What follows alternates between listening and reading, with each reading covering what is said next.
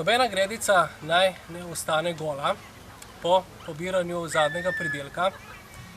V tem času, se pravi oktobra, lahko sejemo še zadnje setve motovilca, špinače, zimske solate, česna in čebule, kot smo že omenili.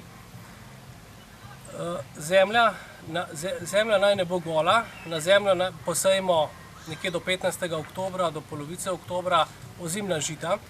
Ta ozimna žita bomo potem kasneje spomladi podkopali v zemljo, kar pomeni, da bomo v zemljo vnesli več organske mase, kar je zelo pomembno. Predvsem pa se bomo izognili tudi zapleveljenosti gredic. Obdelava lahkih ali težjih tal. Kaj to pomeni? Se pravi, lahka peščena tla spoznamo, ko se v roki zemlja lepo zdrobi, medtem ko težka ilovnata glinasta zemlja se v roki svalka.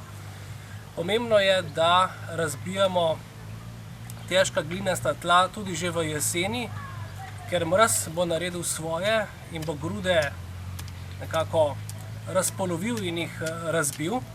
Težka glinasta ilovnata zemlja potrebuje hlevski gnoj ali kompost, zato ne šparajmo s tem, kar nam bo zelo dobro zemljo obogatilo za spomladansko novo sezono.